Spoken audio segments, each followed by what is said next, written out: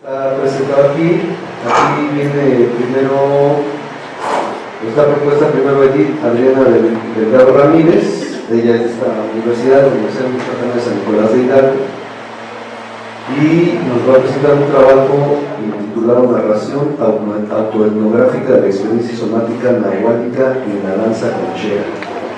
Así que, no sé si te tengo que decir bienvenida, pues estás en casa. Edith, adelante.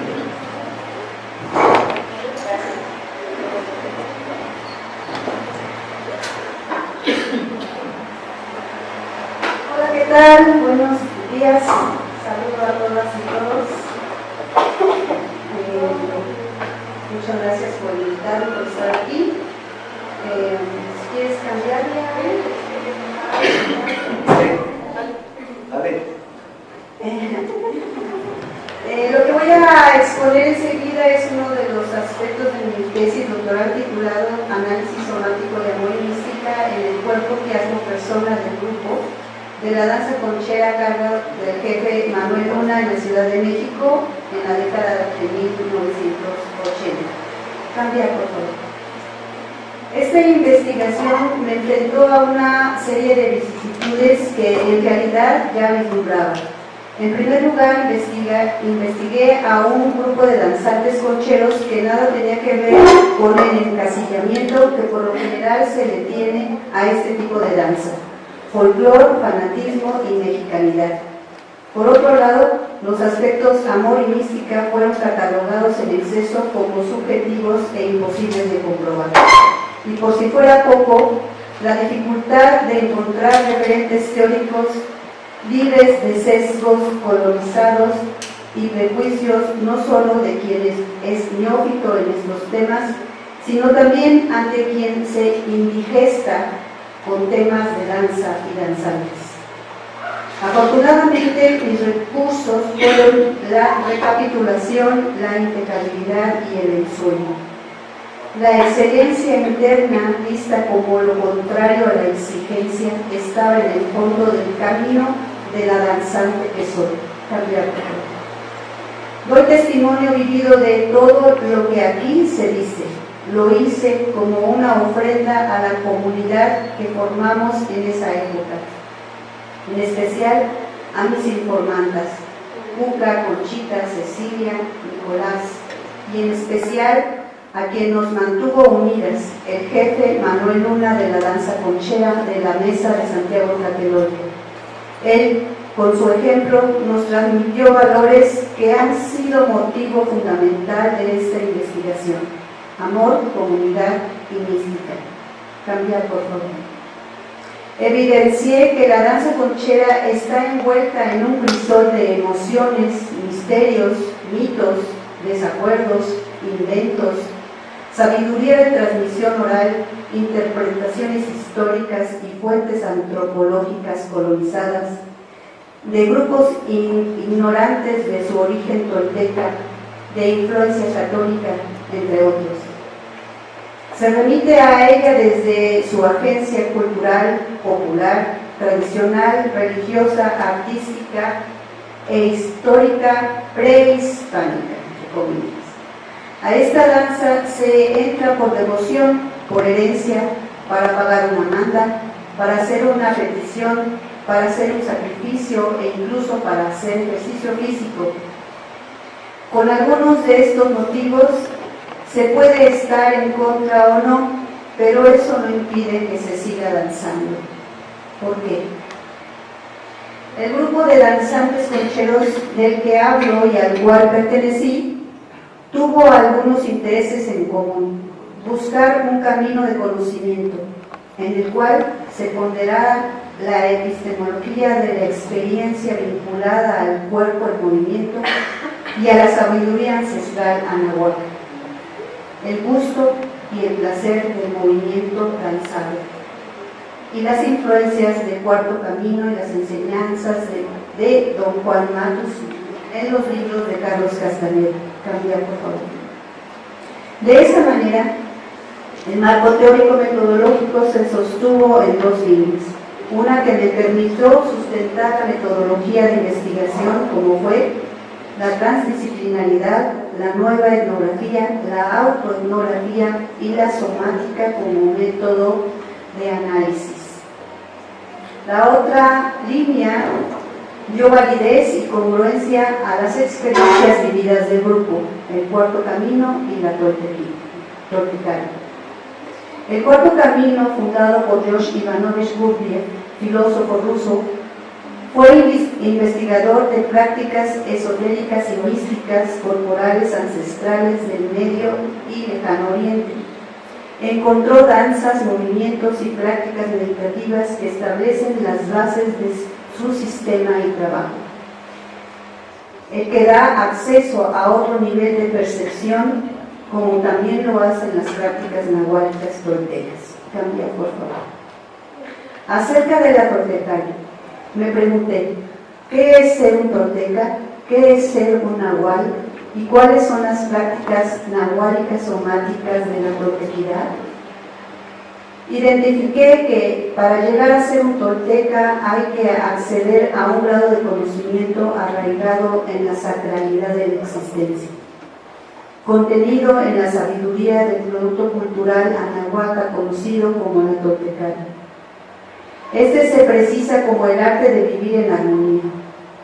Dentro de sus técnicas y prácticas, por supuesto, están los rituales de las danzas.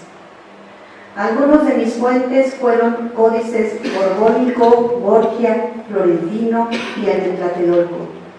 Fuentes históricas, Motolinía, Durán, Sagún, Hernández, Clavijero, de las Casas, así como los textos de Guillermo Marín y Fran Díaz, entre otros. Bien. Los toltecas, para venerar y agradecer a la Madre Tierra y al cosmos por su energía, cito, crearon las danzas sagradas, Me-Se-Huel-Itzin, danza de devoción y merecimiento. González Torres, 2010. Origen de la danza conchera que mantiene hasta ahora una estructura y diseño que evoca los movimientos de los astros y conecta con la energía cósmica. Sus jefes o sabios guías fueron considerados personas con alto grado de poder personal, fueron nahuales, hombres y mujeres de conocimiento. Cambio. El jefe Manuel Luna fue uno de ellos. Aclaro y remarco, no fue un viejito, un abuelito de ahí de la esquina al que se le ocurrió ponerse plumas y danzar. No, señor. El jefe fue una persona poderosa y sencilla. Era un indígena ñañú otomí. Nació en 1898. No sabía leer ni escribir bien el español. Era comerciante de Tepito. Desde pequeño fue educado para la danza. Se ganó el rasgo de general de generales por el manejo y sabiduría de sus rituales. Tocaba con gran destreza las melodías y requintos de la concha. Conocía la mayoría de las dancitas, las que ejecutaba con una calidad excepcional. Con ellas acariciaba la tierra con elegancia, lo hacía con energía suave y lenta, parecía que flotaba. Su enseñanza fue ejemplo de cómo se transmite el conocimiento silencioso de la danza. Se le identifica como uno de los jefes más amorosos y místicos por su alto grado de devoción a la danza y cuidado a sus danzantes. Para el jefe, danzar no era cosa de exhibición ni de echar de brincos, tampoco de andar encuerados con un montón de plumas. Para él, la danza era un ser vivo y un poderoso rezo. Su grupo, una comunidad, sus danzantes, lo más importante. El jefe también era gracioso, simpático, muy risueño, casi infantil. Su personalidad se asemejaba a una combinación entre la de Don Juan y Genaro. Fue uno de los generales más importantes y reconocidos en el ámbito de la danza conchera. De esta manera rescató uno de los lugares sagrados donde se danzaba por devoción, Tlatelolco. Alcanzó a tener bajo su cargo cerca de 300 grupos de danzantes concheros. Realizó cambios importantes en la danza, como fueron el reconocimiento de generales, la recuperación de espacios sagrados para realizar las danzas en atrios o por fuera de las iglesias, la supresión de sacrificio y aplicación de la regla, la prohibición de uso de drogas y alcohol. Mostraba gran capacidad de gestión ante los curas para llevar a cabo los rituales de la danza, nunca sumisión. Pudimos ver su clara postura ante el movimiento naciente de la mexicanidad y los danzantes aztecas. Solía decir, la danza es amor, no lucha ni guerra. Cambiar, por favor. Hay testimonios que dejan ver que el jefe era un brujo, un nahual, que sabía de las historias ancestrales de la danza tolteca. Los antiguos jefes tenían conocimiento sobre brujería, pero por diferentes circunstancias, prejuicios y persecuciones lo dejó de hacer. Ahora cada vez se habla menos de estos aspectos.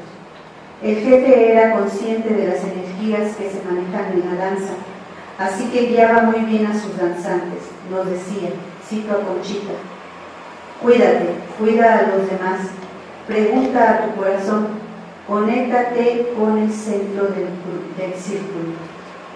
A Stone, 1975, Soledad de Galinovich, 2002, y otras personas de la época de esplendor de la danza del jefe, Luna, les tocó ir con él a cuevas, lugares sagrados con acceso restringido. Ahí lo vieron hacer rituales, danzas y curaciones. Cambiar, por favor.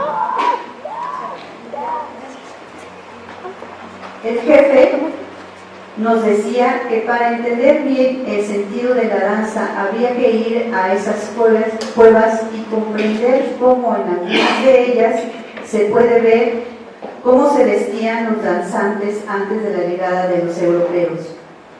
Por esas características, por la manera de llevar los rituales de la danza conchera, es que tanto para Stone, 1975, González, 2005, Soledad y Castaneda, en Yololotzin, 2004, reconocen que la danza conchera del general Manuel Luna conserva rasgos ancestrales propios de la cultura tolteca y la más fiel a las danzas originarias que subsistieron a la invasión.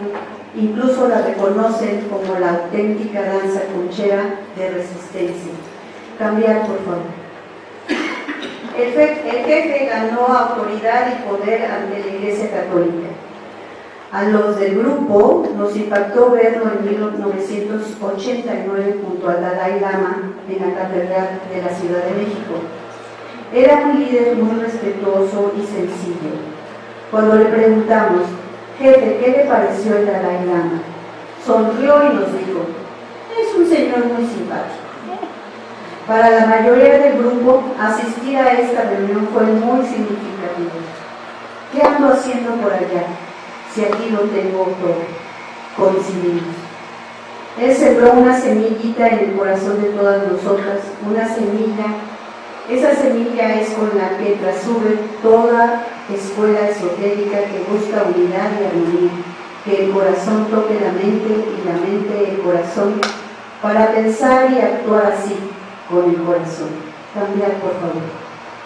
La danza conchera se va aprendiendo poquito a poquito, pues es una acción compleja, se requiere coordinación, concentración, constancia, también curiosidad, alegría y agradecimiento que se manifiesta por medio del gozo, como una manera de oración y meditación.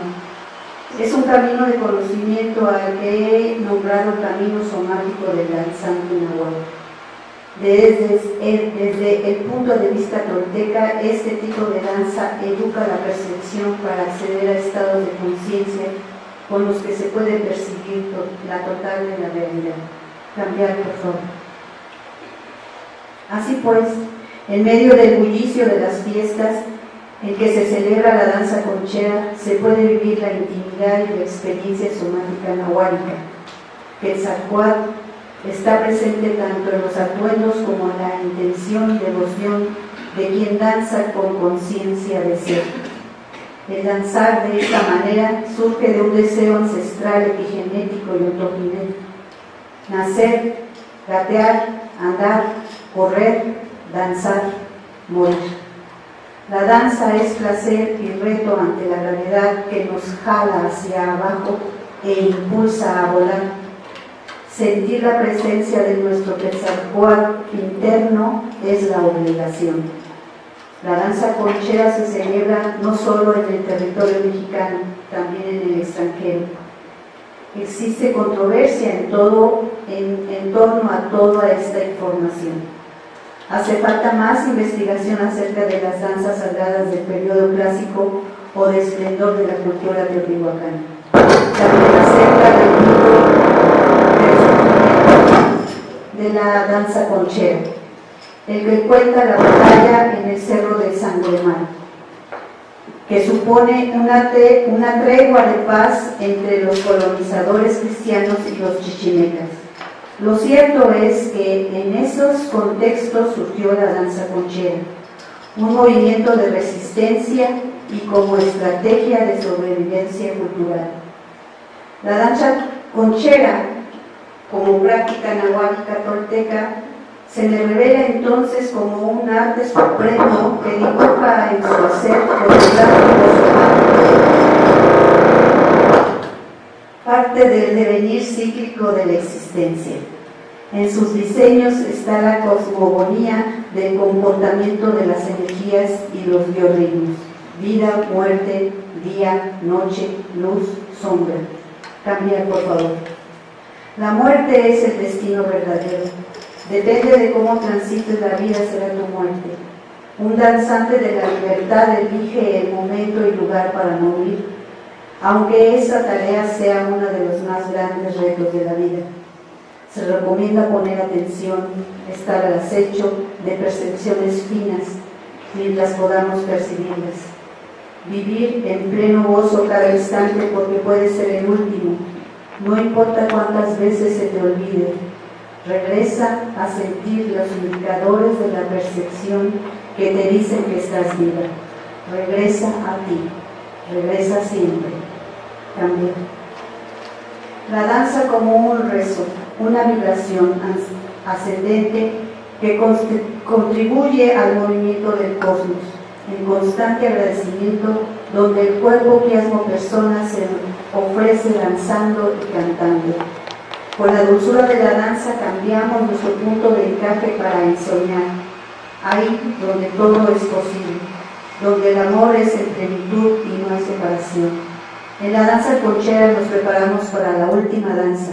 Entonces, ahí en el profundo silencio de una danza cósmica, que el esplendor nos acoja.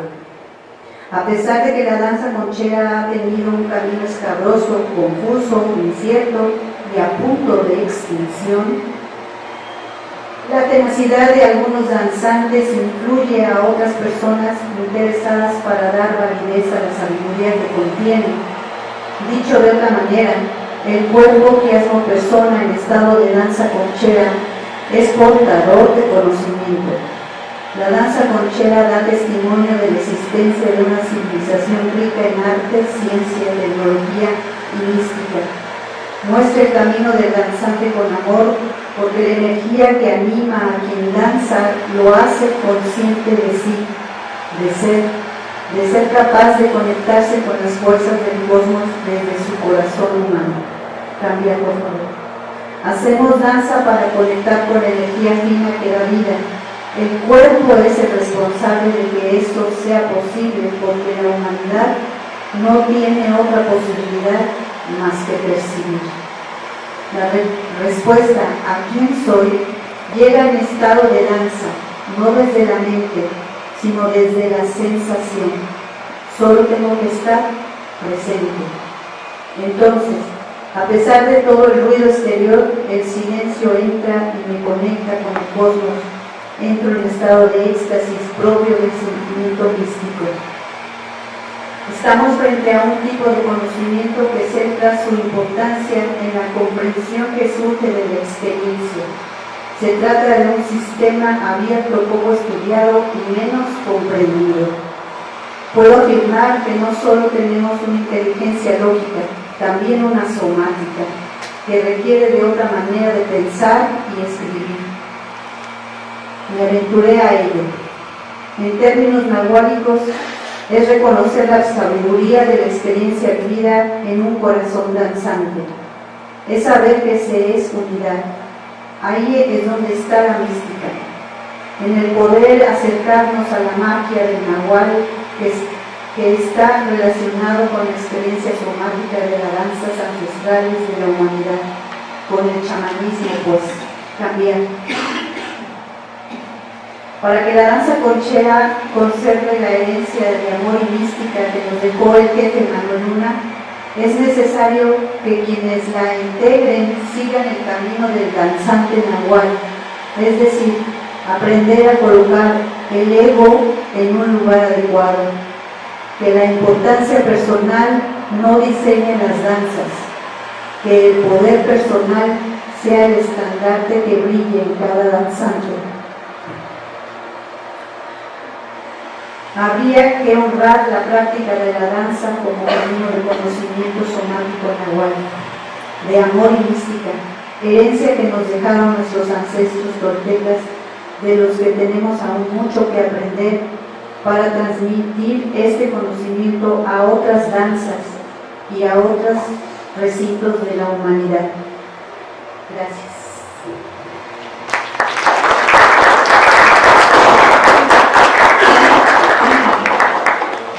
Gracias, Eli.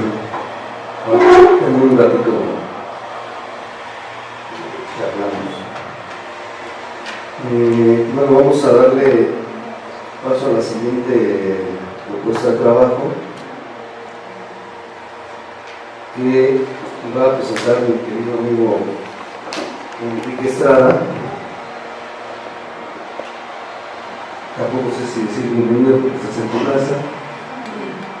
Y bueno, pues Enrique nos va a hablar de los espíritus cimarrones y corporeidades permeables contra hegemonías somáticas de la espiritualidad afrocubana. Me da gusto verlo. Gracias. Bueno, buenos días a todas y todos. Ahí me disculpan si toso mucho, que he estado enfermo. La salud no me ha acompañado, pero bueno, tengan un poquito de paciencia. Bueno, vamos allá. Preámbulo. Esta ponencia busca mostrar someramente la presencia y persistencia de otros modos de construcción y habitación de la corporalidad, entendida esta como la experiencia vivida de lo corpóreo. Estos modos otros se erigen en contraposición, cuando no en directa confrontación, al modelo hegemónico corporal occidental, tanto religioso como científico, y ofrecen paradigmas somáticos mucho más amplios y exuberantes, capaces de cartografiar con meticulosidad, al decir de Pierre Berger, todos los valles, montañas y cañadas de la experiencia humana. De tal capacidad, dicho sea de paso, carece el modelo corpóreo occidental, todavía atascado en el positivismo mecanicista. Contexto. Cuando hablamos de la espiritualidad afrocubana, nos estamos refiriendo al conjunto abigarrado y colorido de las expresiones espirituales de raíz africana que se han creado y recreado en Cuba a lo largo de los últimos 4 siglos. Nótese que hablo de espiritualidad y no de religión. La distinción es imprescindible en tanto que espiritualidad remite en el contexto cubano a la relación inmediata, tangible, íntima y utilitaria con el mundo de los espíritus, mientras que religión, entiéndase religiones institucionalizadas, apunta a un conjunto de creencias dogmáticas y estructuras corporativas ajenas al flujo torrencial de la vida. Básicamente, se puede señalar que estos modos de espiritualidad a los que hacemos referencia se ubican en 3 espacios diferenciados, aunque entrelazados. Podemos decir coloquialmente que la espiritualidad afrocubana es una mesa de 3 patas. La primera, el espiritismo cardesiano, creado en Francia, en la Francia del siglo XIX, y que en el contexto cubano gozó de una muy necesaria y fértil africanización. Segundo, el palo monte, que tuvo sus orígenes en las selvas del Congo y que en Cuba se fusionó desde el siglo XVI con los remanentes de las prácticas y cultos de los taínos, la población aborigen de Cuba exterminada por los autoproclamados descubridores. Y finalmente la tradición yoruba de Orisha Ifá, que llegó a Cuba desde el siglo XIX, procedente de Nigeria y Benín. No perdamos de vista que todos estos sistemas espirituales y otros similares del Caribe o Brasil surgen en el contexto de la colonización y la esclavitud, creados por personas esclavizadas en el más hostil de los medios como una respuesta efectiva a las necesidades colectivas de supervivencia. La eficacia más que probada y demostrada por autores como Joel James Figueroa o Gallina Velo o Maya de esos sistemas para garantizar la supervivencia física, moral, cultural, identitaria y espiritual de sus practicantes tampoco se acotó al periodo de la colonia. Esos cultos se siguen practicando hoy en día con los mismos propósitos de antaño y el número de adherentes se incrementa exponencialmente. Señalemos a manera de ejemplo que la tradición yoruba de Orisha Ifá suma aproximadamente 350 millones de practicantes distribuidos en todo el planeta, incluyendo México. Según estimados del INEGI, la cantidad de practicantes de religiones afrocubanas en México suman los 4 millones, siendo superados numéricamente solo por el catolicismo. Aunque hay que señalar que, por extraño que parezca, muchas de las personas que se adhieren a los sistemas espirituales afrocubanos se consideran, a su vez, católicas. Todos estos datos no solo contextualizan nuestra presentación, sino que al mismo tiempo establecen su pertinencia. Los así llamados cultos afrocubanos están germinando y floreciendo aquí y ahora. El sonido de los tambores, que es el latido del corazón de nuestra Améfrica ladina, al decir de Lelia González, no ha podido ser acallado ni por el repudio eclesial ni por el descrédito de la ortodoxia académica. El trabajo espiritual. En las tradiciones antes citadas ocupa un lugar central imprescindible, lo que se ha dado en llamar trabajo espiritual. Las personas practicantes de dichos sistemas saben que los espíritus de los humanos no solo trascienden al hecho de la muerte física, sino que es posible mantener relaciones estrechas con dichos espíritus y con otras fuerzas y conciencias creadoras de la realidad, que también poseen esta dimensión espiritual. No se entienda tampoco, cuando uso el término espiritual, en algún melodrama lacrimoso. Lo espiritual en clave afrocubana es pragmático e inmediato en grado sumo.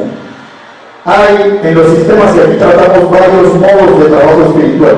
Todos son variaciones de 2 tipos básicos: la entrada al cuerpo de un espíritu o de alguna de las muchas deidades del panteón afrocubano, o la salida del espíritu del propio cuerpo. Esto podríamos describirlo usando una terminología más neutra como el manejo más o menos voluntario y siempre sofisticado de estados de conciencia y percepción no ordinarios. Para los intereses de esta ponencia nos enfocaremos en el primero de los 2 modos básicos, aquel que presupone está poseído. Aquel que presupone la entrada en el propio cuerpo de un espíritu que le es ajeno. A esto, en la terminología propia de los cultos afrocubanos, se le llama posesión o montarse o bajar. Todos estos términos suponen la existencia de una suerte de intercambio, sobreposición, implicación o entretejimiento en un mismo espacio-tiempo corporal de disímiles estados ónticos.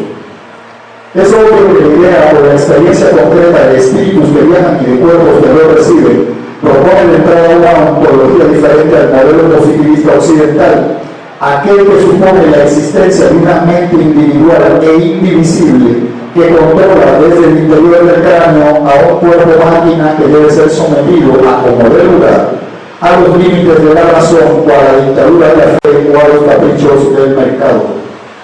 En manifiesto contraste, para los cultos afrocubanos, digámoslo de una vez, el ser humano, más que individuo, es un pluridividuo, un tejido de multiplicidades ópticas que se resiste a autodefinirse dentro de límites precisos. El humano afrocubano, parafraseando aún más a Gilles Deleuze, es más parecido a un cardumen iridiscente de pececillos que a una escultura heroica. Y de paso también es más flexible, creativo, alegre y resbaloso. Por supuesto, ni la fe de Occidente ni su ciencia, ancladas ambas en el paradigma mecanicista, pueden dar cuenta cabal de estos procesos. Tampoco quieren. Así, cuando el pensamiento occidental intenta dar sentido a los fenómenos de posesión, encontramos explicaciones tan disparatadas como las que suponen que la persona poseída por un espíritu es, en realidad, un charlatán, o un esquizofrénico, o una histérica que busca atención, o alguien con deficiencia de calcio. La posibilidad de que esas personas estén, tal como ellas mismas afirman, siendo poseídas por los espíritus, es inaceptable para las mentalidades occidentales. Tal aceptación implicaría el reconocimiento de la obra y por ende un cuestionamiento radical a la hegemonía epistémica que tan ferozmente impone Occidente. Corporalidad y posesión. La posesión en los contextos culturales y en las comunidades que se nutren de las espiritualidades afrocubanas es expresión natural y obvia de otros modos de comprensión y creación de la experiencia somática. Algunos autores, desde el clásico Mircea Eliade hasta Fericla, especializados en el estudio del chamanismo y de las denominadas espiritualidades centradas en la tierra, han insinuado la existencia en tales espiritualidades de una suerte de corporalidad recipiendaria. Pareciera ser, en una primera ojeada, que los cultos de posesión implican una concepción del cuerpo en la que éste se asemeja a una vasija que puede ser llenada o vaciada a voluntad por diversos agentes y no necesaria ni exclusivamente por la persona que lo llena de manera regular. Esta concepción alternativa sigue padeciendo de una excesiva objetualidad. El cuerpo vasija continúa siendo un cuerpo cosa que encapsula no solo al ego sino a otras presencias. El cuerpo recipiente es una metáfora eficaz pero limitada. Si consideramos que, como afirma Pablo Acomodarte, el cuerpo es el topos por excelencia para la ontofugitividad, es decir, para aquellos destejimientos y retejimientos ópticos del cardumen pluridual, y si reconocemos que esas ontofugitividades somáticas se manifiestan de manera tangible y palmaria en el fenómeno de la posesión, entonces afirmar la cosidad de lo corporal, bien sea como máquina occidental, bien sea como recipiente antropológico, parece un despropósito. Si algo demuestra la posesión espiritual es que el cuerpo, o mejor aún la corporalidad, en los ámbitos de la espiritualidad afrocubana, no puede definirse por su objetualidad, sino en todo caso por su inalienable transitabilidad. El cuerpo afrocubano, la corporalidad múltiple de la posesión espiritual, en lugar de cosa es un camino, una encrucijada, un espacio de tránsito que es recorrido por presencias plurales, las que a su vez son apertura, umbral y camino de otras presencias, en un entrelazamiento no delimitable ni siquiera como sujeto de estudio. Siendo así, podemos afirmar que lo corpóreo, en el contexto de los cultos de posesión afrocubanos, se erige como un espacio de circulación cruzado en todas direcciones por multiplicidad de veredas de ontofugitividad. Estas corporalidades pueden atestiguarse, vivirse, compartirse, mas no precisarse, pues aquí precisión es delimitación, y las delimitaciones cuentan para las cosas y no para los caminos. Hay que resaltar, así sea de pasada, que en tanto tejido de multiplicidades, las corporalidades en las que se manifiesta la posesión espiritual son un entramado colectivo, cuya existencia solo es posible en la experiencia y el conocimiento decantado de comunidades de sentido y práctica ritual. Desde aquí, La corporalidad en la espiritualidad afro-cubana puede definirse, además, y siguiendo a Agustín Lao Montes, como una afroepistemología somática de Eshu Lepa. Para quienes no lo saben, Eshu Lepa es la deidad de los caminos y las encrucijadas, de las puertas y umbrales, y es al mismo tiempo uno y muchos, vida y muerte, presencia y vacío. Implicaciones. Antes dijimos que la espiritualidad afro-cubana es pragmática. Echemos entonces una mirada a vuelo de pájaro sobre dos de las implicaciones prácticas que tiene la expresión de aquellas corporalidades. En primer lugar, una corporalidad transitable es una experiencia somática que se opone tercamente a ser sojuzgada en cualquier modo posible. Esto tiene connotaciones políticas inmediatas y no solo teóricas. ¿Cómo podría alguien que sabe y vive su corporalidad como camino y encrucijada de presencias ancestrales y divinas aceptar una condición de sometimiento o peor aún, de esclavitud? La idea es simplemente inconcebible. Una corporalidad que se teje como entramado de autofugitividades se define desde su entraña más íntima e incandescente como un espacio de libertad. Esto debe ser resaltado de la manera más enfática posible. La corporalidad en la que la posesión espiritual se manifiesta es esencialmente una experiencia de libertad. Considerando esto, no es de extrañar que todas las rebeliones de personas esclavizadas en Abya Yala hayan sido amparadas por formas ancestrales de espiritualidad semejantes a las aquí descritas. Bien lo sabía el fraile Bartolomé de las Casas, de infame memoria para los hijos e hijas de África, al proponer la evangelización inmediata de los pueblos originarios y de las personas a las que fervientemente recomendó esclavizar, como medio para evitar justas revueltas. Esta misma propensión a la libertad, propensión que, por cierto, la psiquiatría occidental consideró enfermedad mental hasta mediados del siglo XX, bajo el rótulo de drapetomanía, y que los cultos de posesión nutren y promueven desde la experiencia de la corporalidad, es la principal razón por la que dichos modos de espiritualidad son tan ferozmente atacados bajo las acusaciones más disparatadas y quiméricas. Basta escuchar, como ejemplo, lo que se dice actualmente del vodú haitiano en cualquier medio de comunicación o en cualquier iglesia. Desde canibalismo, pasando por orgías desenfrenadas de sexo y sangre, hasta pactos escriturados ante notario con las deidades cristianas del mal.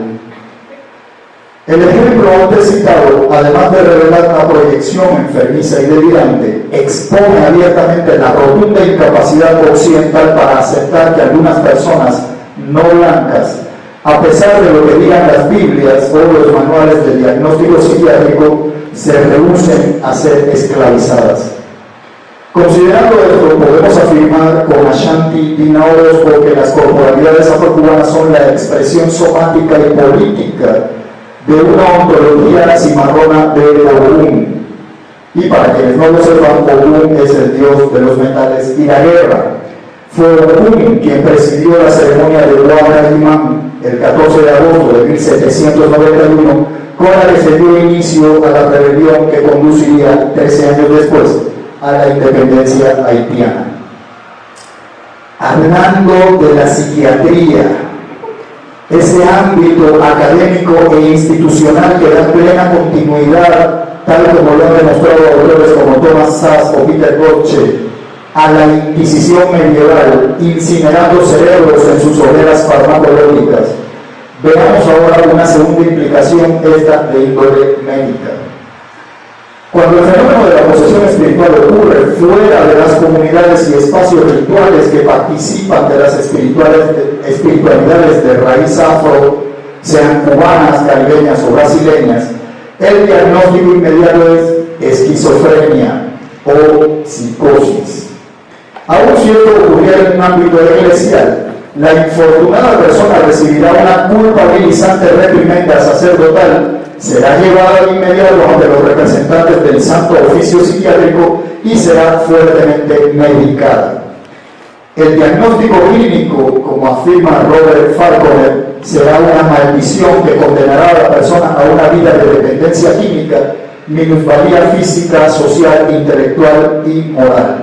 Recordemos de paso que, en general, las personas hospitalizadas en instituciones psiquiátricas carecen de derechos humanos, tal como han denunciado Peter Levin y Joanna Moncrief.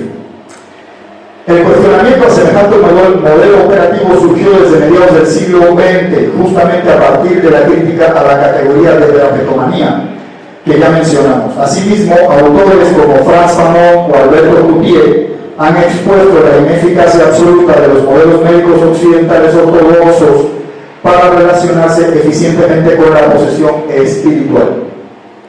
Desde los años 60, autores como Stan Grof o Luis Madrona han enfatizado la necesidad de diferenciar entre estados no ordinarios de percepción y trastornos patológicos.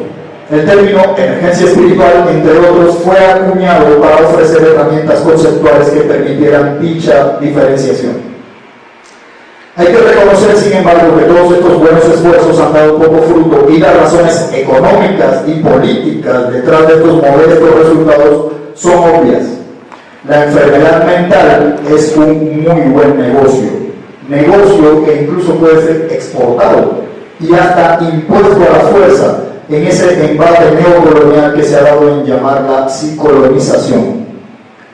Entonces, cuando aquel entramado de autofugitividades se despliega espontáneamente en un acto de posesión espiritual, y cuando esto ocurre en la comunidad y el espacio ceremonial capaz de recibirlo, la persona plural que lo protagoniza es conducida a través de un proceso iniciático y de un aprendizaje cosmológico y ritual, en los que su experiencia no es patologizada, sino que es considerada un don espiritual.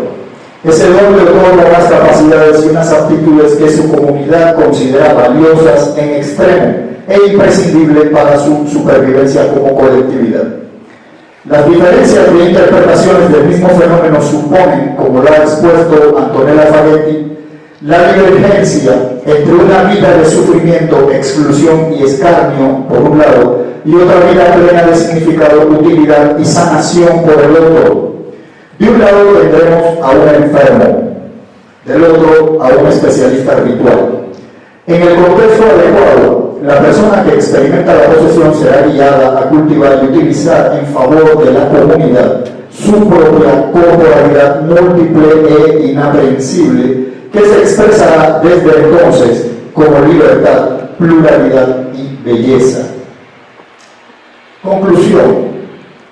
Las implicaciones prácticas de estas epistemologías somáticas de las que hemos platicado no se limitan a la política y la salud.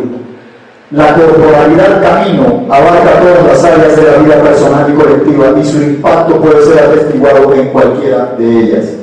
Asimismo, puede ser asumida como un concepto lo suficientemente flexible como para adaptarse y ayudar a ofrecer respuesta a interrogantes de otras muchas áreas de investigación, tanto en las ciencias como en las humanidades.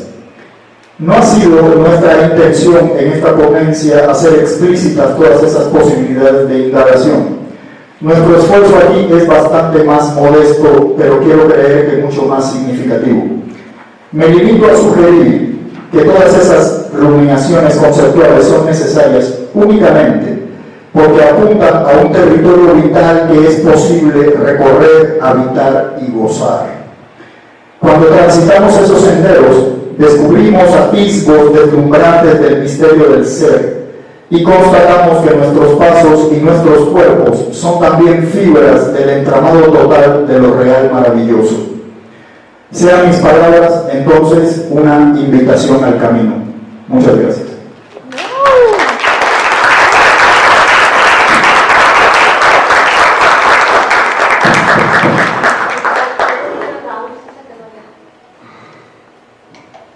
Bueno, pues gracias a Enrique por su presentación, también otra vez a Enrique por la presentación. Pues si les parece bien, vamos a pasar a una ronda de preguntas. Pues a partir de ya. A ver quién entra al tema. Es fácil.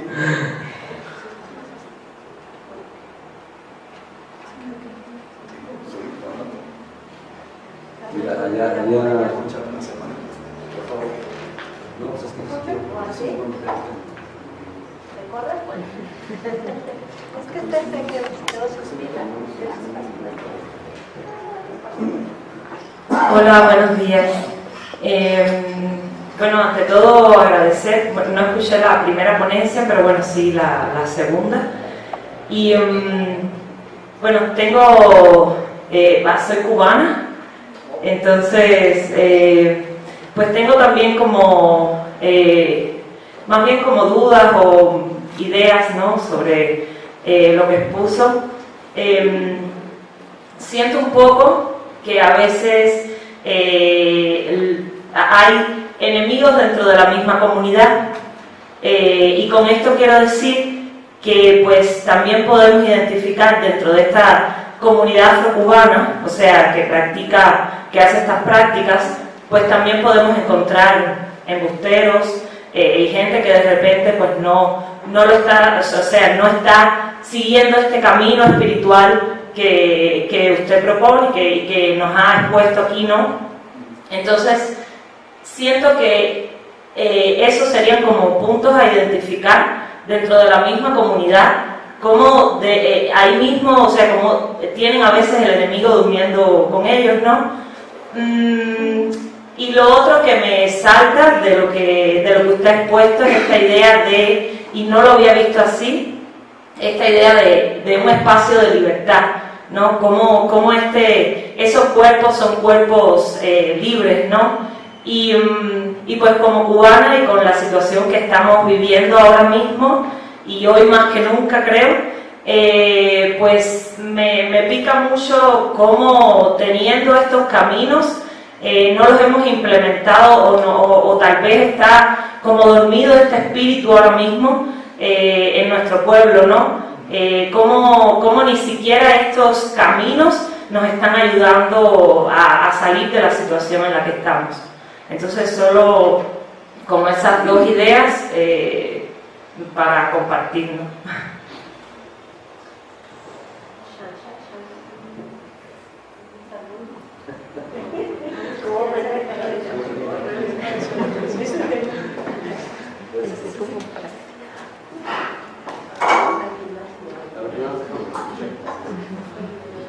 Yo también voy a volver al tema.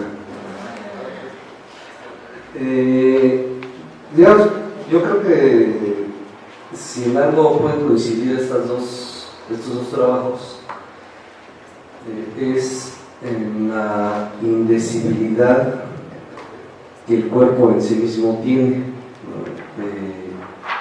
Siempre que nos ponemos a hablar de esto, de este tema, me da la impresión que hay una ceguera completa en la academia, o casi completamente en la academia, porque parece que la discusión se centra, o puede estar centrada en términos del cuerpo o de la mente, pero estos lugares son indecibles, son impenetrables, son desconocidos, y ahí hay una completa ceguera, y yo siempre he creído, y coincidiremos, en que hasta que no se aborden con seriedad y disciplina, esto que nos enunciemos como cuerpo siempre va a ser incompleto, inacabado. Porque sí creo que el cuerpo por sí mismo se mueve en experiencias que rebasan toda lógica, y que para poderlas entender habría que abandonar justo la lógica formal. No te dan para eso. La pregunta que hace la compañera atrás me parece muy pertinente, porque justo yo quería planteárselo de algún modo a Edith, esto de los embusteros, ¿no? Porque si algo, o sea, si bien por un lado la academia tiene una ceguera, en la vida extraacadémica o en los márgenes de la academia, quienes se meten a estos mundos,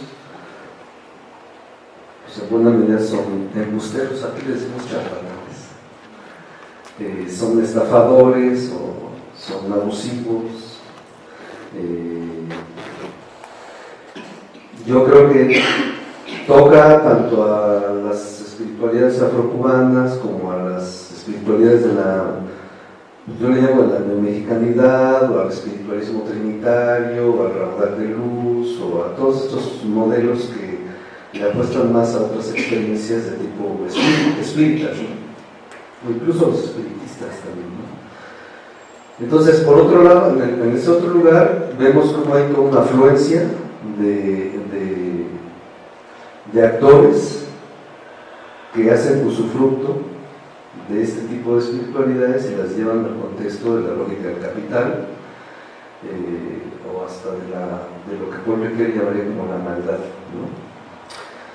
Entonces, por un lado, a mí me gustaría, Eli, preguntarte cómo establecemos una diferencia, o cómo logramos discernir entre estos charlatanes que nos podemos encontrar en la mexicanidad, porque además ya ahora, ¿quién sabe qué es eso de la mexicanidad o de la neomexicanidad? Porque te puedes encontrar que si las experiencias de ayahuasca, que si las experiencias de peyote, de hongos, de changa o de rapero, o sea, todas estas experiencias vinculadas a cantos poncheros o cantos del cono sur o cantos en náhuatl o cantos que son católicos llevados al temazcal, o sea, te encuentras con toda o temazcales que adentro tienen tierra de mar, o los que hacen cantos de mantras, o sea, es una cosa impresionante, pero todo siempre la apuestan al reencuentro consigo mismo. Ya es un cliché. Entonces, ¿cómo diferenciamos eso? Porque, digamos, con la muerte de estos personajes, me da la impresión que la mexicanidad está desértica. O sea, cada quien hace lo que supone que tiene que hacer y lo que supone que dicen las pocas lecturas que quedaron de atrás. ¿Cómo se diferencia de eso y hasta dónde esta mexicanidad o neomexicanidad puede aportar elementos de evolución corpo-espiritual que nos permitan hacerla una práctica digna de ser vivida, ¿no? Y yo creo que de algún modo también la pregunta de la compañera puede tocarnos, aunque acá yo quisiera abonar otro comentario más, que fíjate que yo me puse a pensar si en algún momento lo habíamos discutido, y yo creo que no.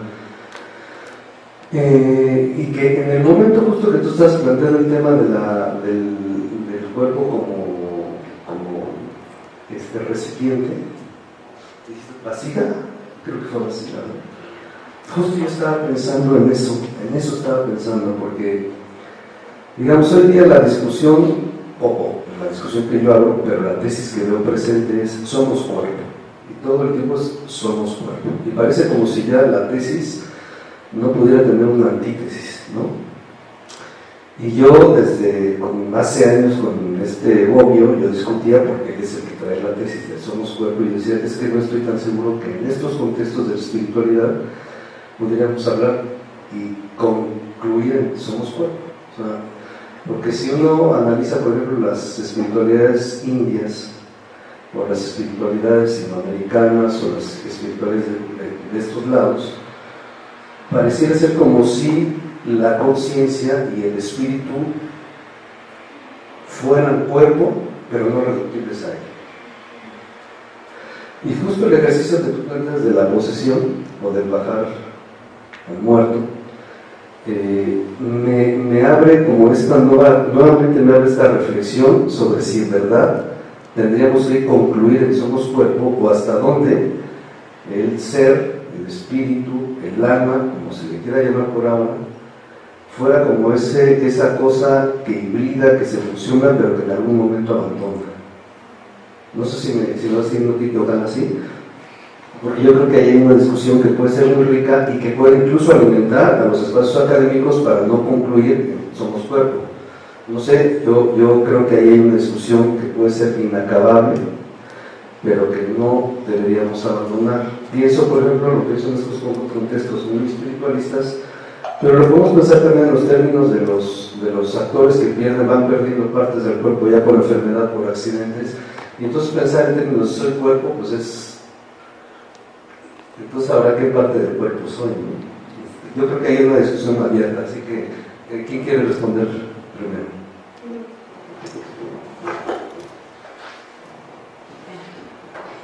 Bueno, primero enfocarme en que yo estuve hablando y estuve estudiando y estuve viviendo y fui parte de un grupo de danza conchero de la tradición. La mexicanidad es una época muy, muy precisa que nació en una época que ahorita sigue en auge. Yo no viví esa experiencia. La diferencia creo que radica en que los grupos de la mexicanidad trataron de rescatar raíces antiguas sin tener un estudio profundo y dejaron los conocimientos que venían de los abuelos, de los danzantes viejos, que sí pudieron vivir más de cerca como toda esta experiencia de transición en la invasión y el movimiento de resistencia de la danza. Entonces, sí es muy importante hacer esa diferencia porque el grupo donde yo estuve danzando, que es el del jefe Manuel Luna, eran danzantes concheros, no de la mexicanidad. Incluso aquí, pues cuando estuve leyendo ese, el jefe sí hacía gran diferencia. No es que hiciera discriminación, porque era una persona muy amorosa, invitaba y aceptaba a cualquier persona a la danza, pero sí decía, a ver, si tú eres de los mexicanos que están rescatando la herencia, te felicito, qué bueno, pero así no danzábamos en la conchería. La conchería era otra cosa. Ciertamente ahora está muy revuelto todo. Sí, en el grupo, por ejemplo, que quedó de herencia del jefe Manuel Luna aquí en Morelia, los concheros son 4 cuando se juntan a danzar, y los de la mexicanidad y de los aztecas son 20, 50. O sea, a los concheros de tradición se nos está ya terminando como nuestra época. Yo lo digo con tristeza porque sí hay bastante que rescatar ahí. Entonces, por otro lado, yo celebro, digo, me da tristeza que se acabe la tradición conchera de origen, porque creo que hay mucho que rescatar de esa experiencia y de esa práctica. Y cuando veo que otros danzantes con otros intereses que pueden ser legítimos, que yo no soy nadie para criticarlo, ¿no? Que bueno, quieres danzar como tú crees que decían los códices o tu interpretación personal, pues está bien. Yo lo que rescato aquí es que sí se reconozca que la humanidad está mirando, como tú decías, hacia ese aspecto tan olvidado y abandonado, ¿no? La espiritualidad precisamente vista así como una necesidad de ir hacia adentro y reconocer que hay otros mundos aquí en mi cuerpo, quiasmo persona, que yo hablo de eso, ¿no? Precisamente como hablando de esta otra parte. Sí, es para mí también un reto poder transmitir la experiencia vivida desde este cuerpo persona que soy, ¿no? Algunos me conocen que vengo de la práctica Feldenkrais también, en donde sí también se cuestiona mucho este término cuerpo, ¿no?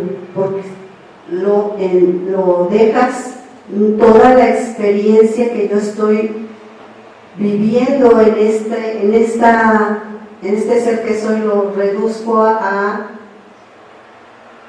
el objeto cuerpo, sin aceptar que en esta ser que soy suceden muchísimas cosas que no se limitan a la cosa. Y sí es un riesgo y es algo que pues se está discutiendo todavía mucho, ¿no?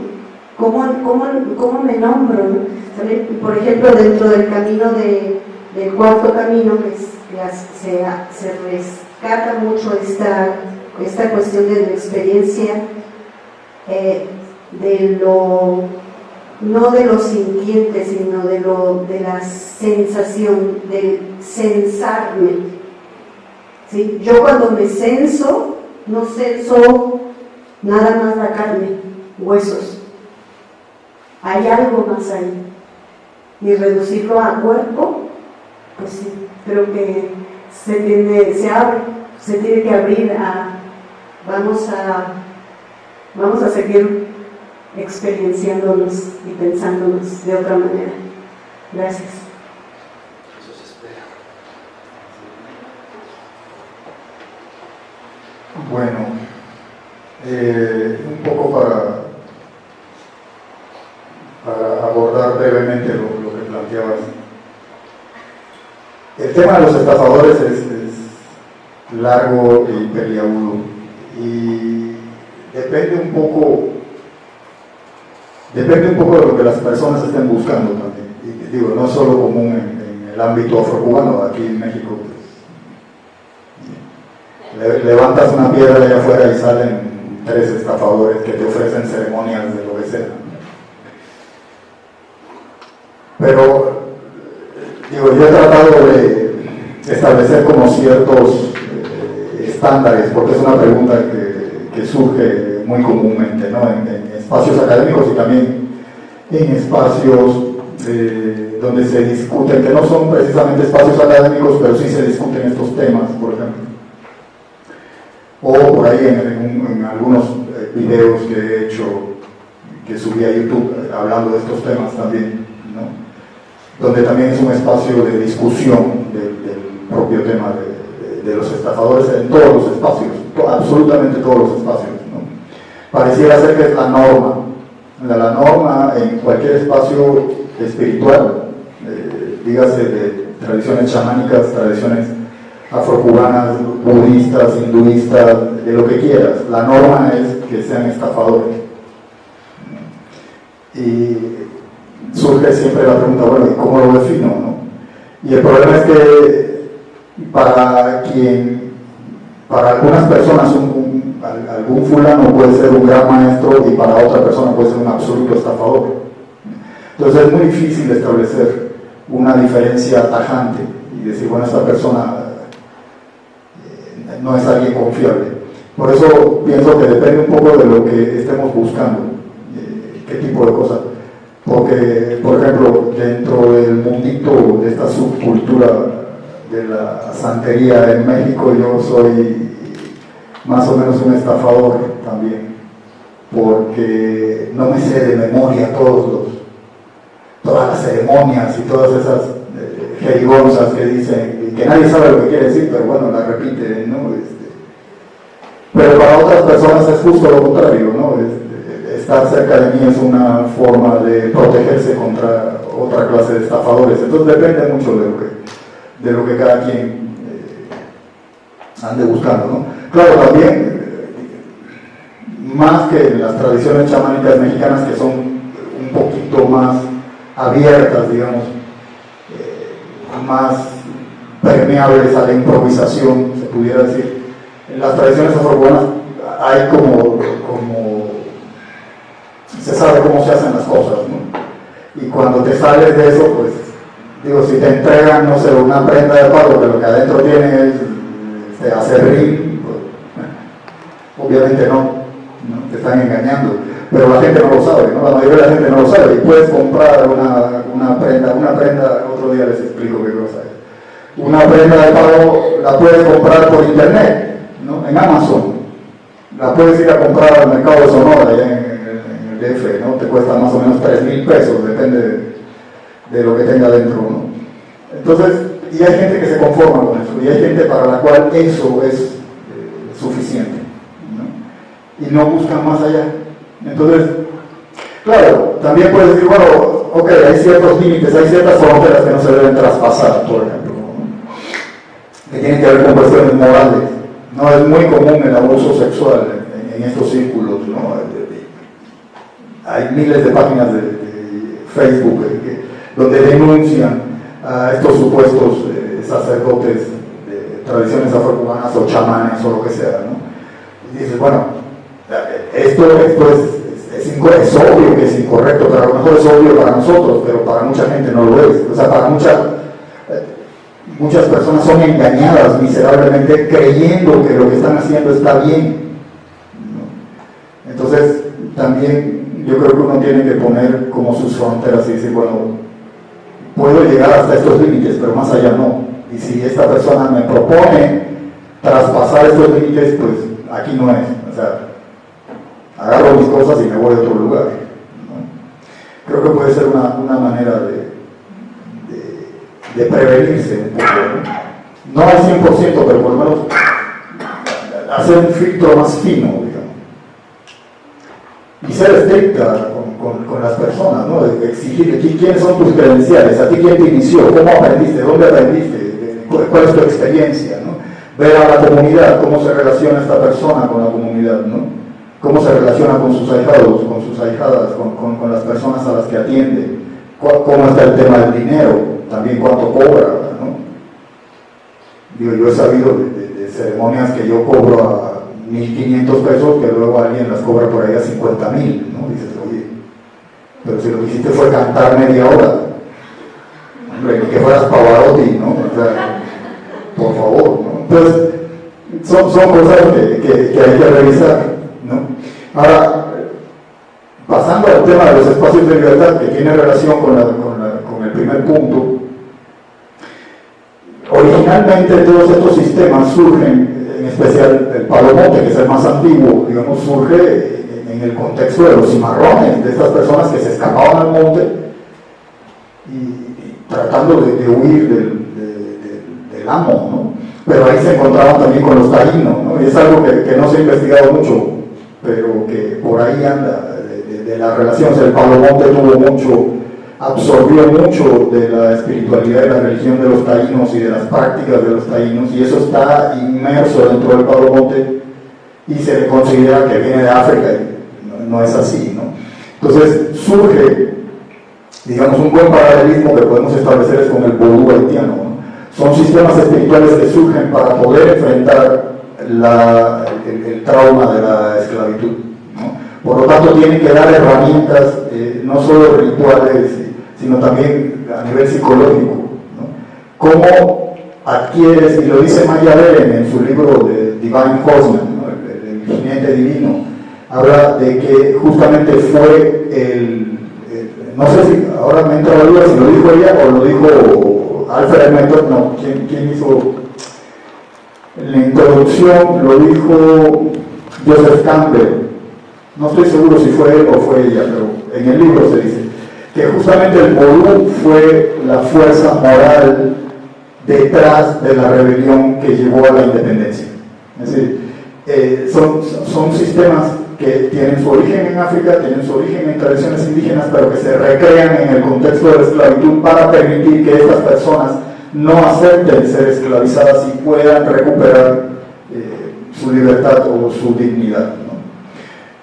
Sucede luego, ya cuando todo esto queda atrás en el tiempo, lo que hay una autora haitiana, una antropóloga que se llama Ama Mazama, que también es Mambo, también es una sacerdotisa del vodú, dice la victoria más importante, más o menos, palabras más, palabras menos, dice así, la victoria más importante de Occidente fue haber colonizado la imagen de Dios. Es decir, la imagen de lo sagrado fue colonizada por Occidente. Y lamentablemente las tradiciones afrocubanas en Cuba y fuera de Cuba lo ves, aquí en México lo ves en los santeros de Miami, están totalmente colonizados por esta imagen de lo sagrado que Occidente propone, ¿no? De hecho, por ahí yo escribí un artículo justamente que habla de eso, de la colonización de IFA, del sistema de IFA, como un sistema que ya está totalmente colonizado, inclusive en Nigeria, ¿no? Porque los babalaos nigerianos pues ya han descubierto el valor comercial que tienen su tradición, y pues van allá los gringos y los mexicanos y los cubanos van a iniciarse a Nigeria y pagan miles de dólares por Entonces se ha vuelto un negocio también, ¿no? Luego escribí otro artículo que se llama 16 razones para desconfiar de los babalaos. Yo soy babalao, entonces lo sé, estoy muy cerca, la crítica me incluye a mí también, ¿no? Es decir, hay muchos motivos para tener como cierto grado de desconfianza, cierto grado de precaución. Pero yo creo que se impone también una mirada que diga, bueno, ok, si todos estos sistemas están siendo tan colonizados y su origen fue justamente ofrecer alternativas a la esclavitud y espacios de libertad, así sean simbólicos, porque tal vez no es, tal vez no todas estas personas esclavizadas lograban la libertad factual, digamos, pero sí había un espacio de libertad simbólico, ¿no? Al menos eso, ¿no? Bueno, ¿cómo podemos entonces, nosotros que sí nos damos cuenta de lo que esto ocurre, cómo podemos regresar a ese origen, ¿no? ¿Cómo podemos recuperar, ¿no?, esa posibilidad de libertad? A través de las prácticas cotidianas, a través de nuestras relaciones humanas, a través del discurso, a través de, qué sé yo, de todo tipo de cosas, ¿no? Digo, aquí hay algunas personas que son estudiantes con las que yo trabajo y no me dejarán mentir, para mí es un tema central en mi ejercicio pedagógico el pensamiento crítico en torno a la libertad. Digamos, ¿no? Bueno, sí hablamos de este tipo de cosas muchas veces, pero no en un intento proselitista, sino más bien como volvernos conscientes, ¿no?, de que aunque los tiempos han cambiado, de todas formas esta propensión a la esclavitud del sistema permanece. O sea, ¿cuántas esclavitudes contemporáneas no intentan someternos todo el tiempo? Por lo tanto, la búsqueda de la libertad debe ser, o debería ser, o por lo menos así me parece, debería ser un horizonte al cual dirigirnos continuamente, ¿no? Digamos que la idea del cimarrón sigue siendo una idea importante en términos simbólicos, ¿no? Nos puede dar como muchas pautas o muchos referentes, ¿no? No sé si eso conteste tu pregunta, pero es una plática larga, si quieres luego, pues.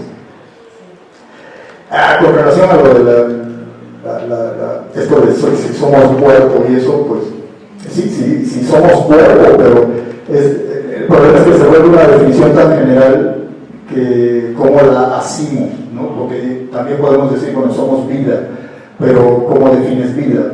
O ¿cómo defines cuerpo? O cómo... Entonces coincido con Adriana que se puede reducir a que somos un cuerpo cosa, somos este objeto de carne y hueso, ¿no?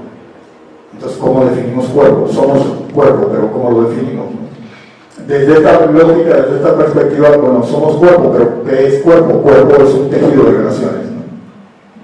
Un tejido de relaciones donde cada una de las células que establece este tejido tiene su propia conciencia, su propia agencia, su propia corporeidad inclusive, ¿no? Entonces, ¿somos cuerpo individual o somos cuerpo colectivo también, ¿no? Esa es parte de la pregunta.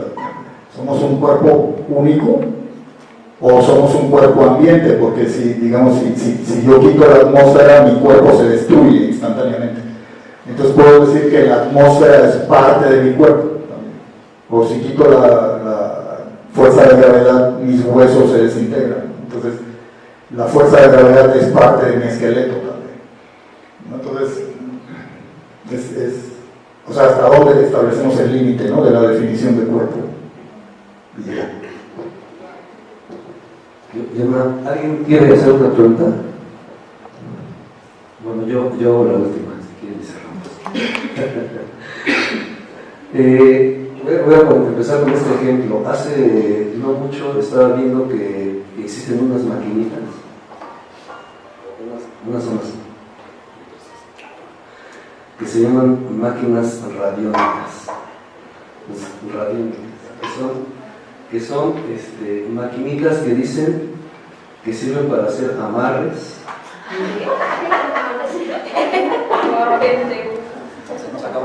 Que sirven para hacer amarres, que sirven para potenciar medicinas, y que dicen que esas maquinitas, incluso las buscan en Mercado Libre, en Amazon, y te la llevan a la casa. Ahí está, ahí pónganle máquinas radiónicas o máquinas del deseo, también les llamo. No, pues así se las llaman, así las llaman. Y dicen que incluso pueden programar los amarres con esas maquinitas. O sea, si te quieren estar, digamos, amarrando diario, se programan las maquinitas para hacer amarre. A las 3 de la mañana, ya sé que es.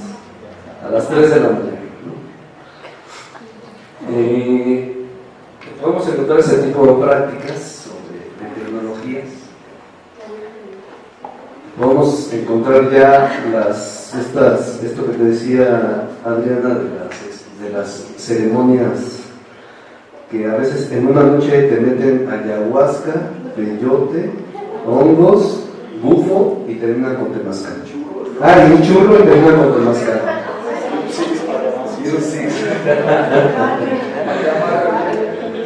Lo voy a decir, espero me disculpen, les ofrezco una disculpa anticipada. O sea, yo lo que creo es que la espiritualidad es la punta del siglo XXI, porque además la espiritualidad se ha vuelto el mercado, y en tanto mercado hay oferta y demanda, hay quien oferta, hay quien demanda. Se demanda lo que sea y se oferta lo que sea. Y me da la impresión que esto está sucediendo a posteriori de este movimiento que surge con el tema cuerpo a finales del siglo XX, donde el cuerpo también se volvió la punta del siglo XX y principios del XXI, con los movimientos reichianos, bioenergética, o energética, danza terapéutica, psicodanza, o sea, y siempre, digamos, entre el tema cuerpo y el tema espiritual se encuentra la noción de la plenitud o de la felicidad. Y lo que yo creo es que entre más felicidad se busca, más depresión habrá. Y en el caso de la espiritualidad, entre más espiritualidades se busquen, más vacíos habrán en la sociedad. Mi panorama no es optimista, ya estoy bastante así como para pensar en esos términos, ni de optimista ni de pesimista, solamente pienso que hay una crisis surgida de las transnacionales que han hecho esta especie de psicolonización, como tú lo llamas, y que a partir de esa psicolonización se ha puesto el dedo en la idea de que si al sujeto se le atraviesa con el imperativo de ser feliz o de buscar el bienestar o de buscar el placer, pues entonces ahí va a haber un desarrollo social interesante, lo que a todas luces es un fracaso. Entonces, bordeado en estos términos, la pregunta es: ¿qué perspectiva tendrían ustedes desde sus propias tradiciones corpoespirituales respecto, o más bien, qué esperanza o qué condiciones de posibilidad le ven ustedes a sus propias tradiciones como posibilidades para un legítimo y honesto desarrollo corpoespiritual? ¿Me expliqué? ¿Quién empieza?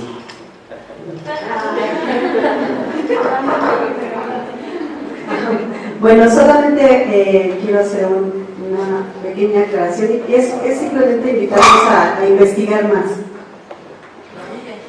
El doctor Jarquín fue un científico que ya acaba de morir hace poco, originario de Oaxaca, que descubrió el potencial de la física cuántica y lo llevó hacia unas máquinas radiónicas.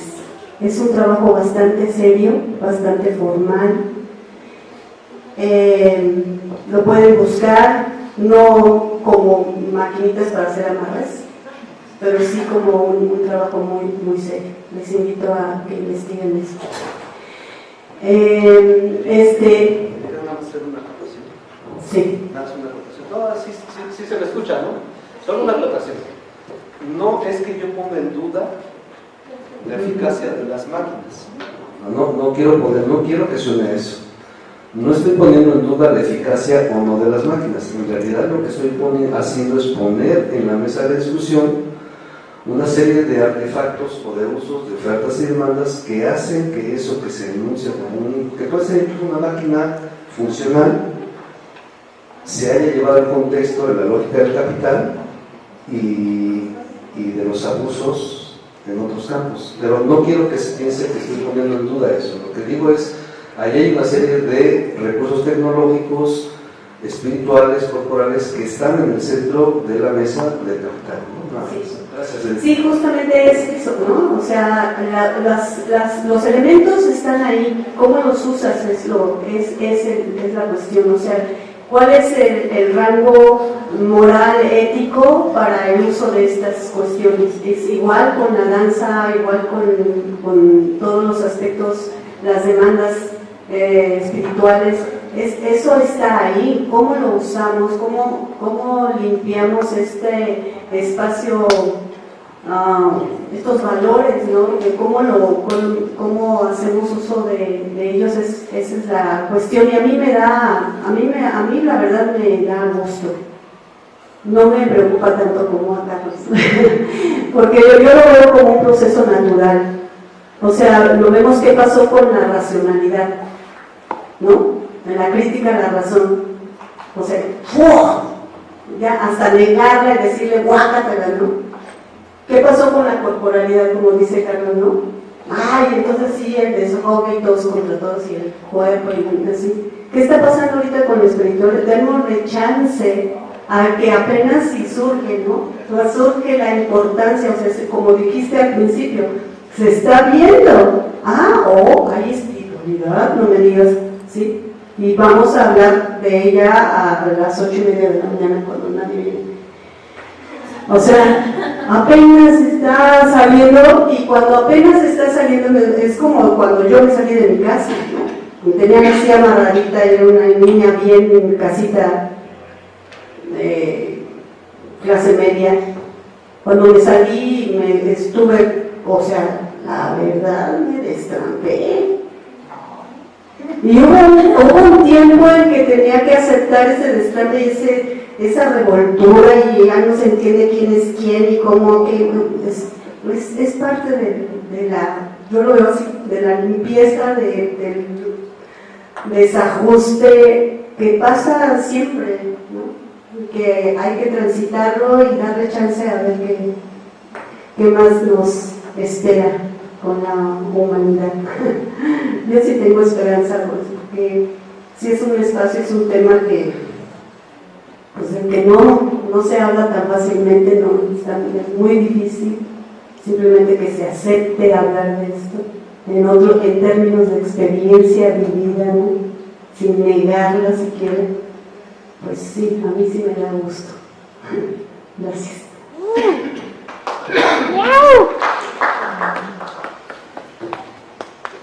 Bueno, con relación a la esperanza, la esperanza con relación a la espiritualidad, o ambas juntas, ¿no? Esa pareja. Bayo Akomolafe, que es un psicólogo y filósofo nigeriano, muy interesante, contemporáneo, de hecho es más joven que yo, más guapo que yo también. Él habla de que justamente alguien le pregunta sobre la esperanza para el futuro y dice, bueno, es que tenemos que pensar que hay otras fuerzas actuando en el mundo, ¿no? Un poco como en la última parte del Señor de los Anillos, ¿no? Hay otras fuerzas actuando en el mundo, no solo la humanidad, no solo la capacidad creativa o destructiva de la humanidad. Entonces, más bien, la esperanza puede ser esperar que esas otras fuerzas sí sepan lo que están haciendo, ¿no? Y que de alguna manera eso preserve el futuro. Pero ya en términos más prácticos, siempre cito a un amigo muy querido, el George, el que dirige el Temazcal, al que vamos a ir. No, Jorge decía, es un temazcalero, un roadman de la Native American Church, ya un señor de más de 60 años, tiene más de 40 años como temazcalero y peyotero, un personaje muy especial, muy querido, y él decía, en un temazcal, decía, nosotros no somos reliquias del pasado, nosotros somos guardianes del futuro, porque algún día la humanidad entenderá que necesita estos caminos otra vez, ¿no?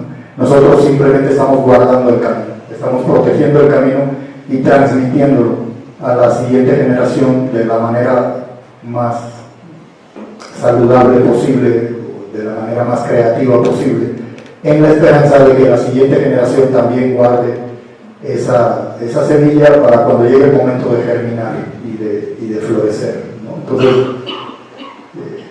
creo que por ahí habría una posible respuesta a esta relación entre espiritualidad y esperanza, ¿no? No lo asocio directamente con la tradición afrocubana, creo que la tradición afrocubana está yendo por un derrotero muy poco esperanzador, en el sentido de que se está dejando colonizar absolutamente y de manera activa, ¿no? Aquí mismo en México, por ejemplo, se está insistiendo mucho en que sea reconocida como iglesia, como institución, ¿no? Con todo el bagaje que eso trae, sin recordar que justamente todos estos sistemas surgen como oposición o como respuesta a la necesidad de crear otros espacios donde no funcionen las estructuras de poder, ¿no? Son espacios, en el buen sentido de la palabra, anárquicos, no son espacios piramidales, estructurales, y hacia allá está yendo, ¿no?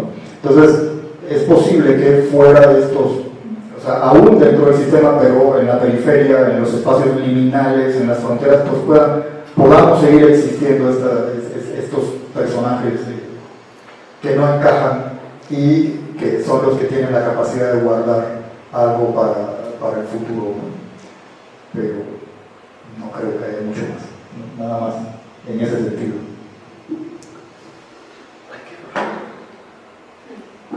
Bueno, tenemos 10 minutos, si alguien tiene alguna duda, comentario, si no, pues vamos a cerrar la mesa.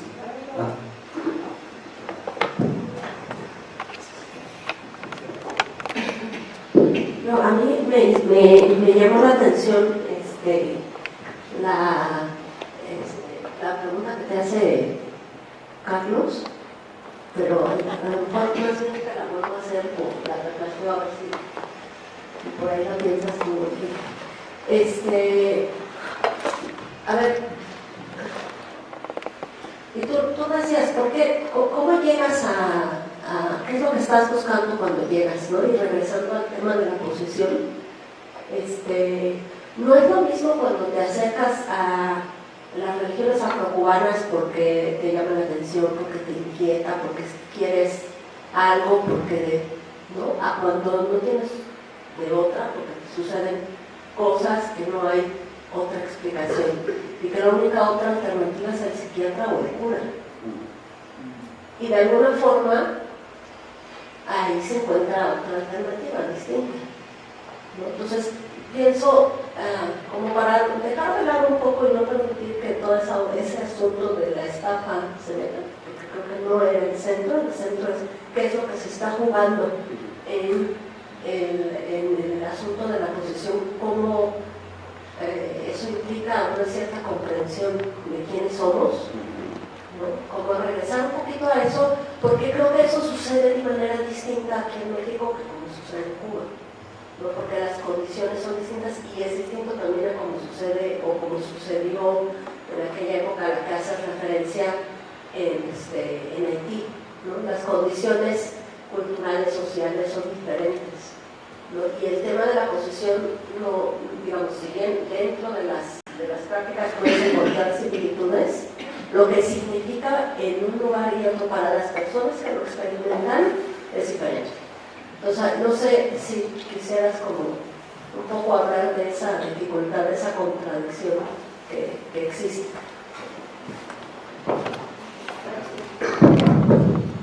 Es que voy a hablar a lo que dice Ale. O sea, sí creo que el tema de la posesión es un tema que nos puede llevar a hacer reflexiones ópticas, epistémicas, y que nos pueden llevar a repensar propiamente hablando del tema cuerpo. O sea, si tú piensas que estas experiencias que se pueden dar ahí entre estas prácticas afrocubanas, pero si pienso, insisto, en el caso del espiritualismo trinitario en México, el raudal de luz, o si pienso incluso en el método Pablo, que tiene ahí por ahí 4 libritos del miedo al amor, y que justo el texto es una traducción del ser que bajó.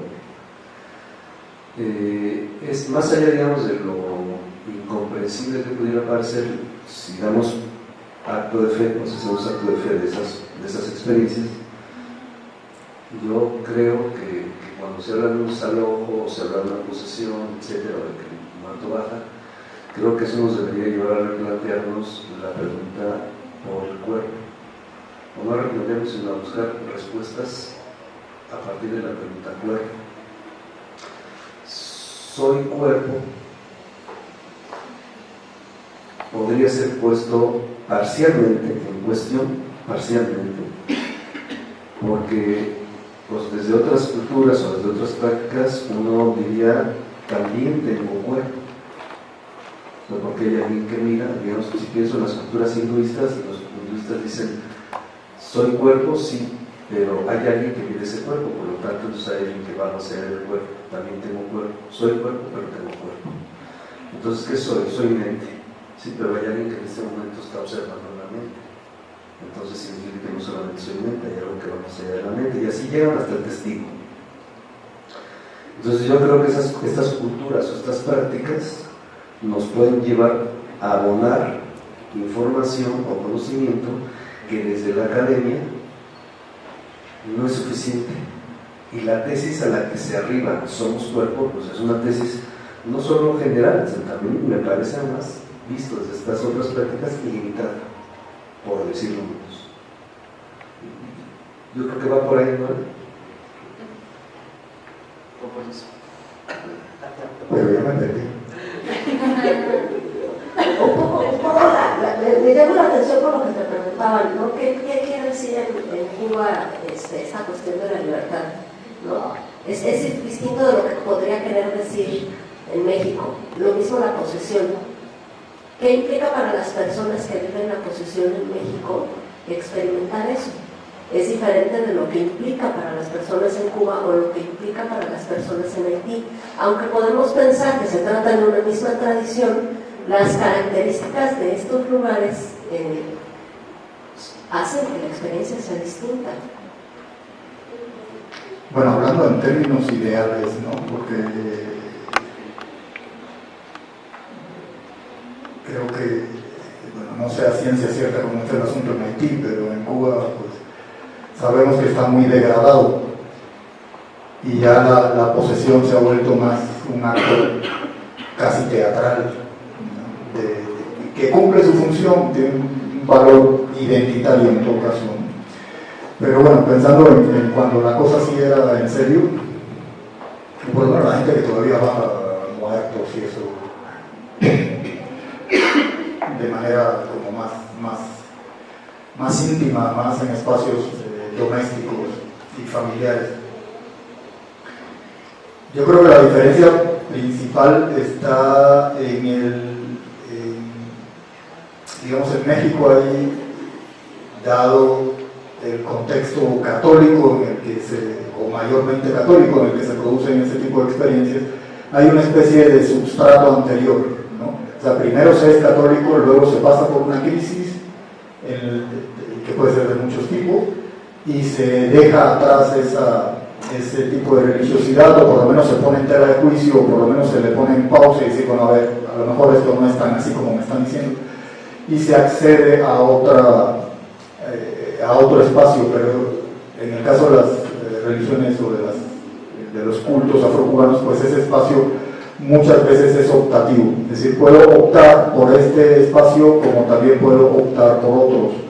En el contexto cubano no hay opción, ese es el espacio, ¿no? Y no hay este substrato previo, ¿no? O sea, no es que alguien fue católico y luego se volvió, no, es así sucede, ¿no? Este es como el basamento de la psique colectiva, ¿no? Hablando en sentido muy general, obviamente eso no aplica para todos los ciudadanos cubanos, ni mucho menos, pero en general, en un buen porcentaje de la población, ¿no? Se podría decir. Entonces no hay ese conflicto. Hay otros conflictos, pero ese conflicto en particular no existe, ¿no? Entonces, obviamente la posesión, el fenómeno de la posesión en Cuba, digamos, tiene un espacio mucho más fértil para desarrollarse, lo cual es extraño porque no se desarrolla, ¿no? Los hechos más bien niegan lo que estoy diciendo, ¿no? Más bien está degradándose, como decía, ¿no? Pero en México también existe la tradición, o sea, más allá de las personas que se dedican o que acceden a las tradiciones afrocubanas, en México ha habido una tradición de posesión desde épocas precolombinas, no sabemos desde cuándo, ¿no? Pero ha existido desde hace siglos y siglos, tal vez milenios, porque es una experiencia común a toda la humanidad, ¿no? Lo decía Robert Falconer, que por ahí lo cito, este psicólogo que trabaja justamente con cuestiones de espiritismo, y él entrenó con los espiritistas del candomblé en Brasil. Él escribe un texto que se llama Los otros dentro de nosotros, The Others Within Us, algo así, si mal no recuerdo. Y él le dedica como 2 capítulos o 3 capítulos a poner ejemplos de la posesión en todo el planeta. Y se va, esta idea de que las personas son poseídas por espíritus es una idea común a toda la humanidad en todas las épocas. Y solo Occidente la niega de manera frontal. Solo Occidente, es decir, la cultura judeo-cristiana, porque incluso los musulmanes lo aceptan de manera más o menos explícita. Solo la cultura occidental judeo-cristiana lo niega, y en esa negación obviamente establece un conflicto que es muy patológico y muy patologizante entre una experiencia que es común a toda la humanidad y la manera en la que interpretan esa experiencia y la manera en la que se relacionan con esa experiencia, ¿no? Y bueno, por eso las citas acá, la psiquiatría, las referencias al mal manejo que la psiquiatría hace de este tipo de cosas, ¿no? Entonces yo creo que para la experiencia mexicana, y no sé si eso contesta la pregunta, siento que todavía estoy como resbalando, pero creo que para la experiencia mexicana es más arduo tal vez acercarse a ese tipo de prácticas y de interpretaciones de la realidad, a menos que sea a través de una crisis, pero que la crisis ya le aporta esa dificultad, ¿no? No sé si eso te contesta. Es un debate para mucho. Es imposible terminar esto en 2 minutos. Bueno, pues gracias por la presencia, gracias a los ponentes, pues por haber presentado sus trabajos muy interesantes. Y bueno, pues tenemos la siguiente mesa. Hoy hay tiempo. Bueno, le damos unos minutos para la presentación de la siguiente mesa. Gracias.